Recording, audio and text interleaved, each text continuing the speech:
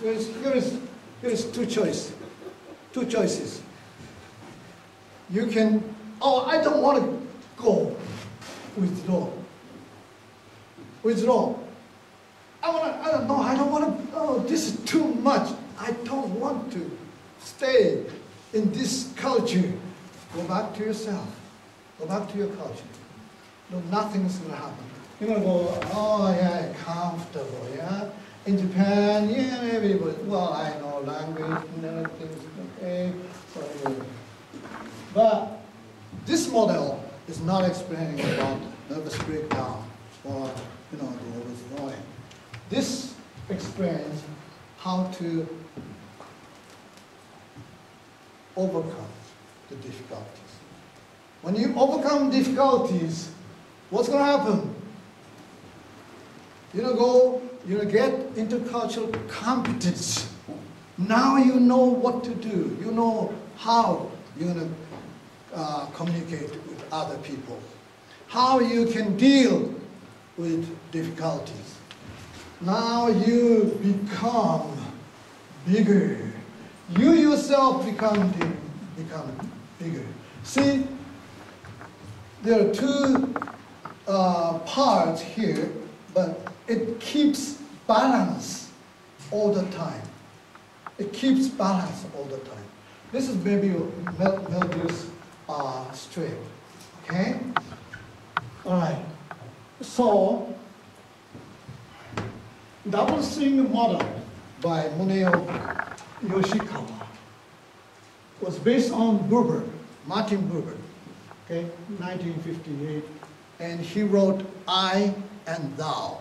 Now, according to this book, it shows this two concepts collide each other. But this kind of things happening in your mind, okay? Okay, in your mind. I'm talking about the culture, right? And this keeps balance.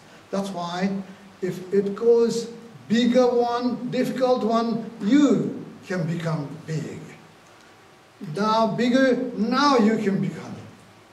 See, these two phases, two circles, try to keep the balance. And this explained to me the different culture and how to communicate, people in that culture.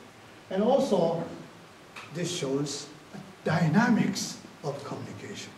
Okay, this shows dynamics of the communication. It changes.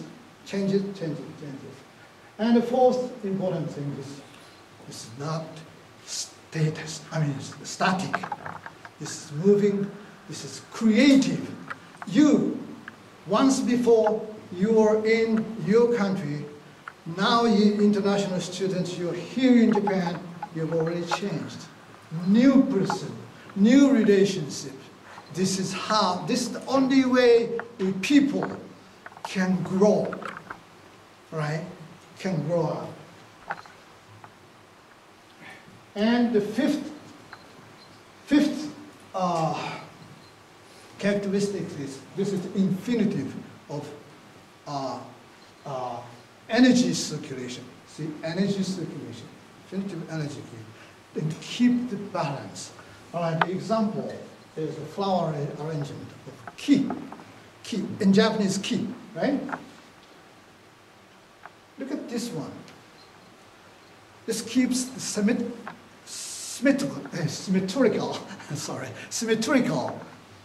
balance, right? See, why do you think this is beautiful?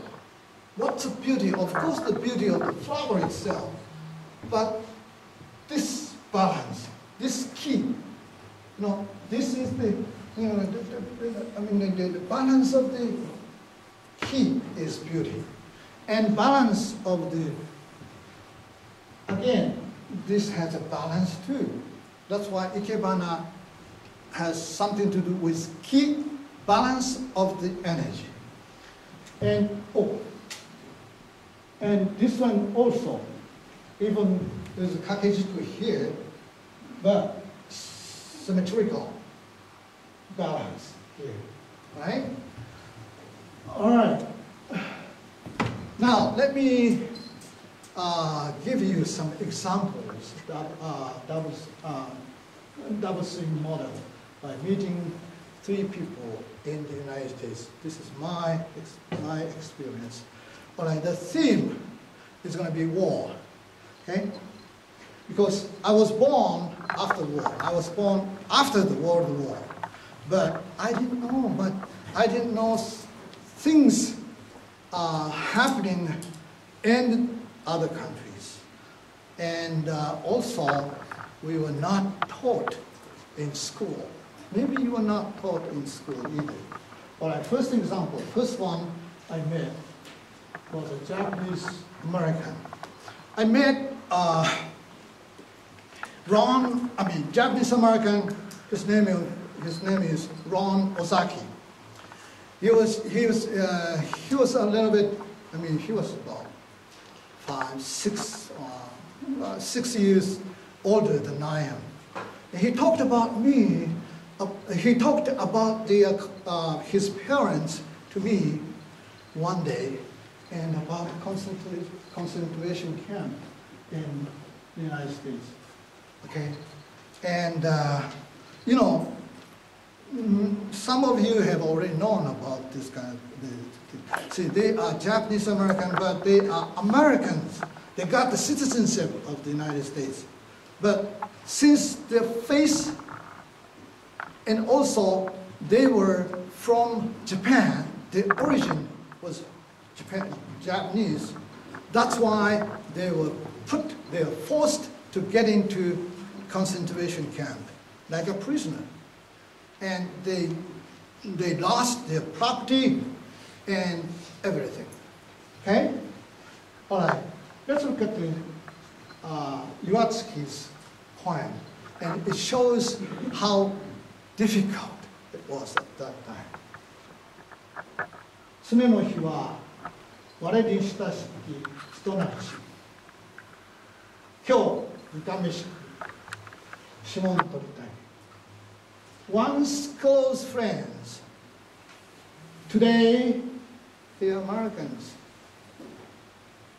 they take our fingerprints and are unmoved. Translated by Stephen Paul. Stephen Paul was the director of the Asian language at the University of Oregon. I was working under him too when I was a student at the University of Oregon. I was teaching Japanese language. Stephen Paul. Do you know him? No? He was director of the Japanese department in University of Oregon when I was at the University of Oregon. Okay, let me talk about the next one. The returning home, written by Shizuye Iwatsuki. Why don't you appreciate, okay? Just appreciate her poem. Going home, gripping my daughter's hand, feeling cheated. I tell her we are leaving without emotion.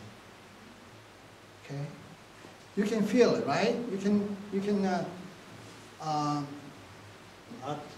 empathize, right? Her emotion. Okay, that's a poem.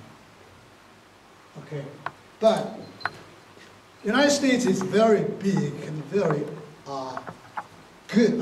I think that we respectable country.